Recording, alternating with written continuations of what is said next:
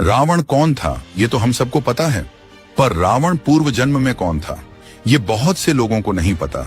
अपनी प्रजा को प्रेम करने वाला, उन्हें सदैव सुख देने वाला एक धर्मनिष्ठ और प्रतापी राजा अपने पूरे खानदान सहित कैसे राक्षस बन गया, किन कारणों से बन गया, इसके पीछे बहुत ही रोचक कहानी है।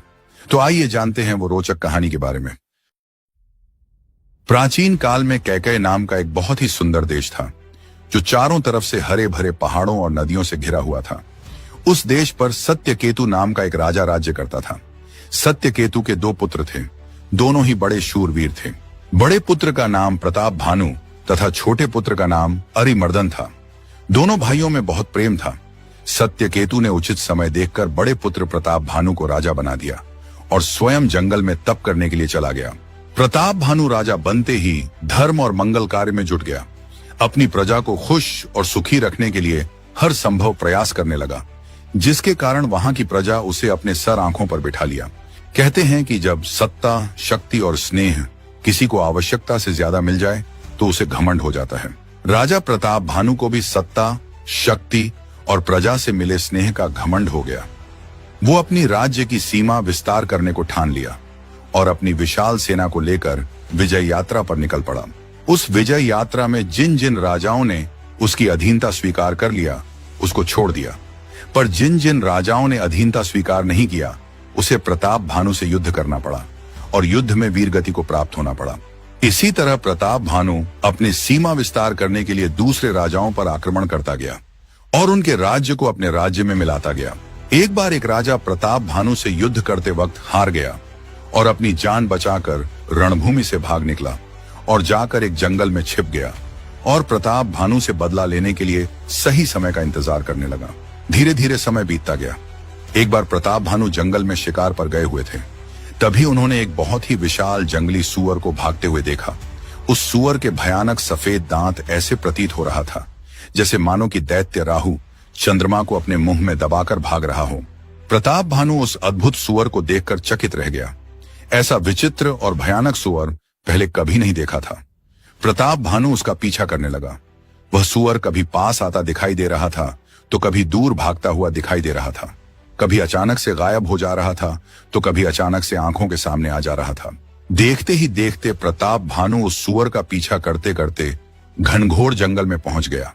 अंत में वो सूअर एक गुफा में जाकर छिप गया। प्रताप भानु उस गुफा में जाना उचित नहीं समझा और वापस लौटने लगा। वो इतने घनघोर जंगल में जा चुका था कि वापस आने का मार्ग ही भूल गया। भटकते भटकते शाम हो गई। तभी प्रताप भानु को जंगल में एक तपस्वी की कुटी दिखाई दिया। उस कुटी में साधु का वेश बनाए वही राजा था जो प्रताप भानु से युद्ध करते वक्त रणभूमि से भागकर जंगल में छिप गया था। वो कपटी साधु प्रताप भानु को देखते ही पहचान गया, परंतु भूख और प्यास से बेहाल राजा उस साधु को पहचान न सका। राजा को प्यासा देख उस साधु ने सरोवर की तरफ इशारा किया। प्रताप भानु सरोवर के पास गया और अपनी प्यास बुझाई और फिर अपने राजधानी वापस लौटने का आज्ञा लेने के लिए उस तपस्वी के पास कुटी में आ गया। उस तपस्वी ने कहा कि हे राजन, अंधेरा हो चला है। तुम्हारा राज्य यहाँ से 70 योजन की दूरी पर है।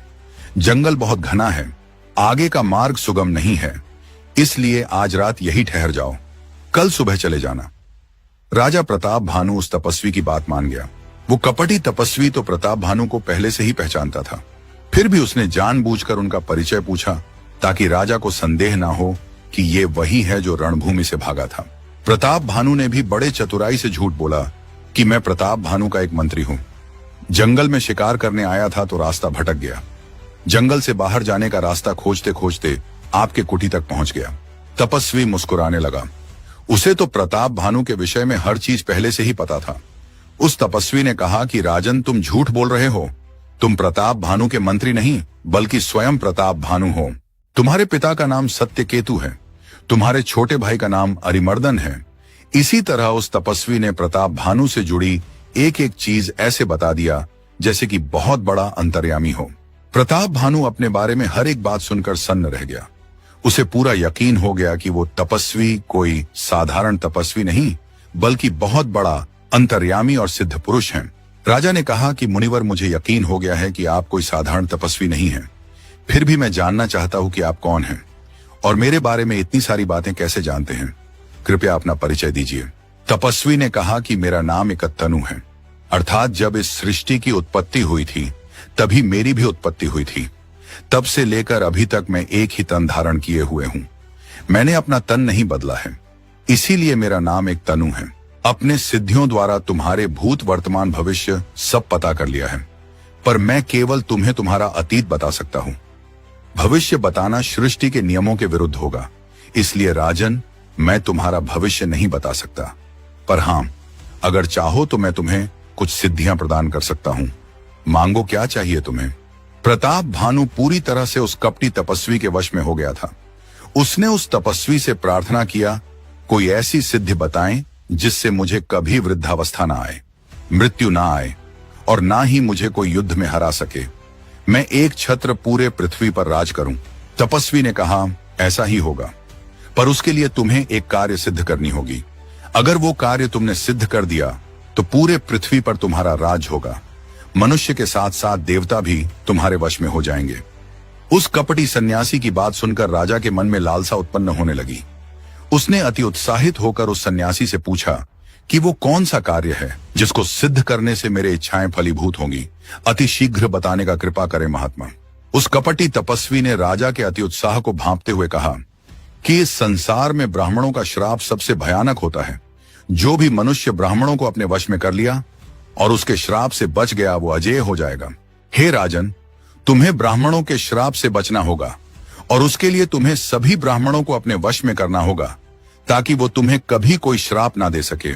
उस कुटिल तपस्वी ने प्रताप भानु के मन में ब्राह्मणों के श्राप का इतना ज्यादा भय बिठा दिया कि वो ब्राह्मणों को वश में करने का उपाय सोचने पर विवश हो गया। राजा ने उस तपस्वी से कहा कि ब्राह्मणों को वश में कैसे किया जाए, उसका उपाय आप ही बताइए मुनिवर। उस तपस्वी ने कहा कि उपाय तो बहुत है पर बहुत कठिन है। एक सहज उपाय है पर वो उपाय करना मेरे लिए संभव नहीं है। प्रताप भानु ने बड़े ही उत्सुकता से पूछा कि वो कौन सा उपाय है ऋषिवर जो आपके लिए संभव नहीं है। तपस्वी ने कहा कि अगर मैं रसोई बनाऊं और तुम परोसो और मुझे कोई वहां जानने ना पाए तो जो जो उस अन्न को खाएगा वो तुम्हारे वश में हो जाएगा और यह काम 1 वर्ष तक करना होगा। हर दिन 1 लाख ब्राह्मणों को उनके परिवार सहित आमंत्रित करके भोजन कराना होगा, परंतु उसके लिए मुझे तुम्हारे राज्य में प्रवेश करना पड़ेगा और मेरे लिए किसी राज्य या नगर में प्रवेश करना असंभव है। जब से मेरा जन्म हुआ है तब से मैं आज तक किसी नगर या राज्य में नहीं गया हूं और भविष्य में भी किसी भी गांव या नगर में जाने की मुझे इच्छा नहीं है, इसलिए यह सहज उपाय करना मेरे लिए संभव नहीं है। प्रताप भानु ने उस कपटी सन्यासी के चरण पकड़ लिए और प्रार्थना करने लगे कि सन्यासी का हृदय तो बहुत कोमल होता है, कृपया अपना भक्त समझकर मेरे लिए ये उपाय कर दीजिए। जब उस कपटी सन्यासी को लगा कि राजा पूरी तरह से उसके वश में हो चुका है, तब उसने मन ही मन विचार करने लगा कि यही उत्तम समय है प्रताप भानु से बदला लेने के लिए। उस तपस्वी ने कहा कि ठीक है राजन, तुम्हारे लिए ये उपाय मैं अवश्य करूंगा, लेकिन मेरे बारे में तुम्हारे राज्य में किसी को भी पता नहीं चलनी चाहिए। अगर गलती से भी किसी को हमारे इस मुलाकात के बारे में पता चला तो इसका भयंकर दुष्परिणाम होगा। कोई भी सिद्धि तभी सफल होती है जब उसे छुपाकर किया जाए। मैं इस रूप में तुम्हारे राज्य में प्रवेश नहीं करूंगा।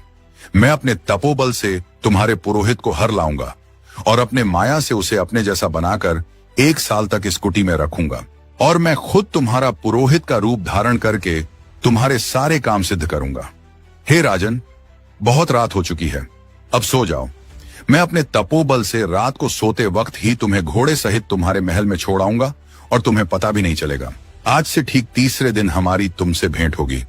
मैं तुम्हारे पुरोहित के रूप में आऊंगा और तुमसे आज की पूरी कथा सुनाऊंगा, तब तुम मुझे पहचान लेना। तपस्वी की आज्ञा मानकर प्रताप भानु सोने के लिए चला गया। दिन भर का थका हारा था, इसलिए उसे जल्दी गहरी नींद आ गई। वो कपटी तपस्वी अपने आसन पर जा बैठा।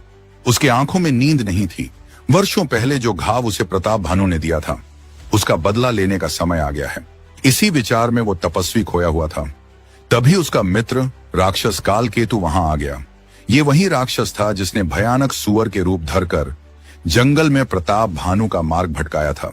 उस राक्षस के 100 पुत्र और 10 भाई थे, जिनको प्रताप भानु ने पहले ही युद्ध में मार दिया था। तभी से वो राक्षस उचित मौके की तलाश में था कि कब और कैसे प्रताप भानु से अपने पुत्रों और भाइयों की मृत्यु का बदला लिया जाए। वो राक्षस एक चतुर मायावी था, छल प्रपंच बहुत जानता था। इसीलिए उस तपस्वी के साथ मिलकर प्रताप भानु के सर्वनाश का षड्यंत्र रचा। राजा प्रताप भानु गहरी नींद में सो रहा था। अगर वे दोनों चाहते तो वहीं अपना अपना बदला ले सकते थे, पर उन्हें तो प्रताप भानु के पूरे खानदान का सर्वनाश करना था। इसलिए उन दोनों ने इतना बड़ा षड्यंत्र रचा। आधी रात के समय तपस्वी के कहे अनुसार राक्षस कालकेतु ने प्रताप भानु को सोते हुए ही उठा लिया और जंगल के रास्ते होते हुए उसके राजमहल में पहुंच गया और प्रताप भानु को उसके शयन कक्ष में सुलाकर पुरोहित के शयन कक्ष में गया और चुपचाप गहरी नींद में सो रहे पुरोहित को उठाकर महल से बाहर निकल गया। पुरोहित को ले जाकर एक गुफा में छुपा दिया और फिर अपनी माया से उस पुरोहित का रूप धारण करके वापस महल में गया और पुरोहित के बिस्तर पे सो गया। तड़के सुबह जब प्रताप भानु की नींद खुली तो खुद को महल में पाकर आश्चर्यचकित रह गया। मन ही मन वो समझ गया कि ये सब उस तपस्वी की महिमा है।